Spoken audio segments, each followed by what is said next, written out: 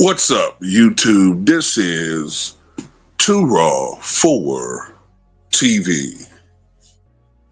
All right, so the last couple of years we've seen the rise of Shai Alexander, and of course he's moved from being, or he's grown from being a potential prospect player to fringe all-star to perennial all-star, or at least the last few years, to superstar. And, you know, the last couple of years, he's in the conversation for best player in the NBA. He's the reigning MVP. The Thunder, who were a really good team 2 years ago, became a truly great team last year, won the NBA championship, and now they're on a pace to possibly exceed what they did last year. And when you look at the trajectory of this guy, he's 26 years old, I believe. You could argue he still has a couple of years left to still actually get better. He and the Thunder are in a position where they could become a dynasty level team. Something to the effect of what we've seen with the Warriors or the Spurs, right? So that has a lot of people wondering just how good Shai could be, where he could go. And Jeff Teague recently, on his podcast, I think it was, made a statement where he believes that if Shai wins another champion, I think he said he wins another championship and another MVP, he would be on the level of a Steph Curry or Magic Johnson. Doing right now, he don't gotta win another finals or none of that. If he keep putting up these same stats for another 5 years, he's gonna be top 10. Yeah, he's gonna pass a lot of people. Yeah, it's a fact. He go back to back though. Conversations. Yeah, it's up. Yeah. Yeah, he better than Isaiah Thomas. If he do that, I ain't rolling. What? Back to back finals MVP and MVP and lead the average league 30? and score. What? Yeah, I might be better than him, bro. It'd be a conversation for sure. It's a landslide. It ain't even I close. might be better than him, bro. Hey, Zeke he got two out the mud too. Yeah, but I did too with 2 MVPs. And I lead the league in scoring. MVP, I feel that it's different, but Yeah. Isaiah Thomas boy got 2 chips out the mud, boy, with Joe Dumars at the 2. Nah, if he get MVP, bro, Finals MVP, lead the league in scoring. He do what he did last year, he back better to than Isaiah back. Thomas. I ain't mad at Come it. on, bro. It's over with. It's nothing to talk about. He damn near, he right behind Steph, nigga. And Magic I'm better than Johnson. Magic, damn near, bro. Right there. I'm right there, bro. I'm in this room now. Yeah, it's Why Magic y'all keep Johnson. looking at me talk? I'm just saying, it's Magic. It's Magic. Keep looking at me, Lou. Hey, you know how this could go up. Jeff Teague says. If he do that, he in the room with Magic Johnson and Steph Curry. He in It's the only room, gonna be cuz. them 3 in that room. If he run it back, he top 5. Back to back. I just say it's gonna be him, Magic I Johnson. just want my niggas to have their conversation. Okay. He top 3, bro. Zeke gonna be right. He gonna be outside the door. He just right there because it's a new third. Yeah, so you can't get in the club no more. Damn, man. You can still get in the club, but just saying like Your them general mission. to run the table again, MVP, Finals MVP, and a chip. That's insane. That's different, bro.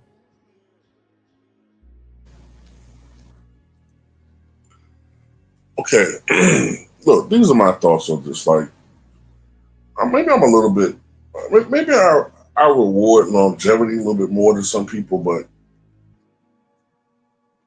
if he wins another championship, I'm assuming another Finals MVP, and another league MVP. I definitely think that puts him in another category. Yet, at the same time, we can't go around and pick and choose who we think should be put in these categories and who should not be put in these categories. Like, okay. The other day I did a video about how Bill Simmons once said that Larry Bird had the best 9-year start, right? But if you look at Bill Russell's first 9 years, he had 8 championships and 5 MVPs, right? So if you're basing it off of that, and they didn't have league MVP, finals MVP back then, but technically, if they did, Bill Russell would have had probably in his first 9 years 8 championships, 5 league MVPs, and probably 4 or 5 finals MVPs, possibly 6, right? So wouldn't that be the greatest start? Wouldn't that be the greatest start in NBA history? And wouldn't that have made him the GOAT? But nobody sees him as the GOAT because they'll say, well, look at his offensive side of things. He's not that great an offensive player. Okay, fine. Well, Shai has only been an all-star 3 times in his career. This year, barring injury, will be the 4th time. I don't know if I can put a 4-time all-star as a top 10 all-time player. What I'm saying is I still need him to have a couple of years playing on this level under his belt. Michael Jordan didn't really start being called the GOAT on a meaningful level until that first three-peat. By then, Jordan had been in the league 9 years, 8 full seasons, but he had 8 seasons of all-time great play, all-time great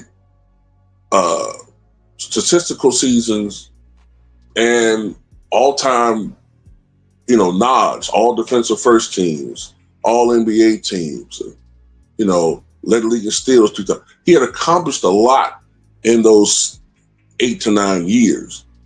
Shai has really only been playing at this level for about 3 years. That's disrespectful to Steph Curry and Magic Johnson. Magic Johnson, to me, although he came into the NBA with a lot of fanfare, obviously, he didn't learn Bird, right? But back then we weren't as obsessed with all these historical rankings, but I don't remember people really starting putting Magic in that upper stratosphere, like as far as all-time top 10, maybe I'm wrong, until around 87. Like top 10 all-time, around 87. That's when he was 8 years into the game, but playing at an extremely high level each year. Shai didn't start off his career playing at a high level. Shai started off averaging 10 points a game. Steph Curry didn't really have Magic Johnson comparisons until when he won that finals MVP that was eluding him in 2022, and he got that 4th title. Then you started seeing the Magic Johnson comparisons. By that point in time, Steph was 13 years into the game, if I'm not mistaken. So, no, I don't know if I can put Shai top 10 all time already, even if they win a championship this year. I think that's just me. I think that's way too premature. Now, if he did do it, right? Yeah, that's something that only Michael Jordan did. And that pushes him up remarkably. 2 league MVPs. What would that be? 2 scoring titles? I think 2 scoring titles, 2 finals MVPs. Yeah, that does push him up. I would say it would push him into like the top 25, maybe. Top 25. But then I think it slows a bit, because the reason why I say it slows a bit as far as creeping him up or pushing him up is because these other all-time greats did some remarkable things too. So now he's going up against guys who have 3, 4, 5 league MVPs, guys that got scoring titles, but more importantly, multiple championships.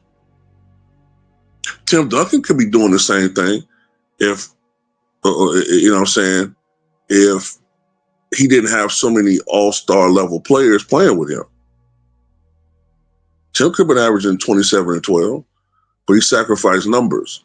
So I can't just go off of numbers too. And we're projecting too early in some instances. We're hyping them up too much. But that, I mean, we're not even a quarter way into the season.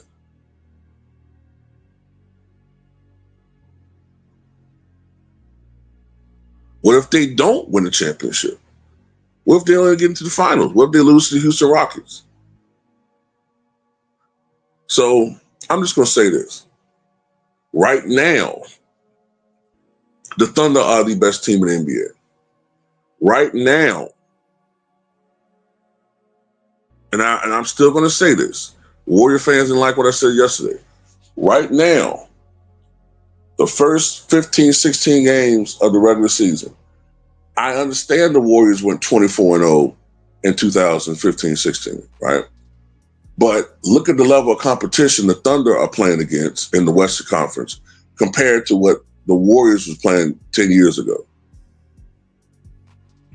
They weren't playing this level of competition. We could pencil in each fucking year the Warriors going to the finals and Cavaliers going to the finals in the East. We keep talking about how LeBron had no competition in the East. The Warriors, they had more competition, but it won't load it like it is now. Come on, man. They won't play no team like Steph Curry. They won't play no team like Kevin Durant's Houston Rockets, who, by the way, don't have Fred VanVleet playing.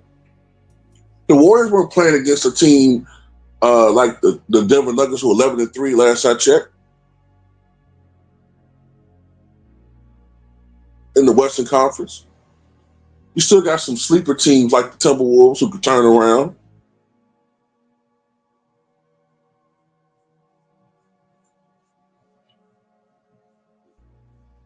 And they weren't beating the hell out of teams by an average of 15 points a game. And they weren't as relentless defensively as the Thunder. They were relentless, but they let up sometimes. The Thunder are relentless from tip-off to the end of the game. And the one lone loss they got was to a Timberwolves team they beaten 16 goddamn times by 2 points. Come on, man. What are we doing here? But can they sustain this? That's the question. But I said right now, I think the Thunder are more dominant than the Warriors were at this time 10 years ago. But, you know, people read titles and just react to it. Well, I guess that's what the nature of the beast is. People react to titles and don't really listen to what the hell you're saying. Well, that's all I got to say about it. What you guys think?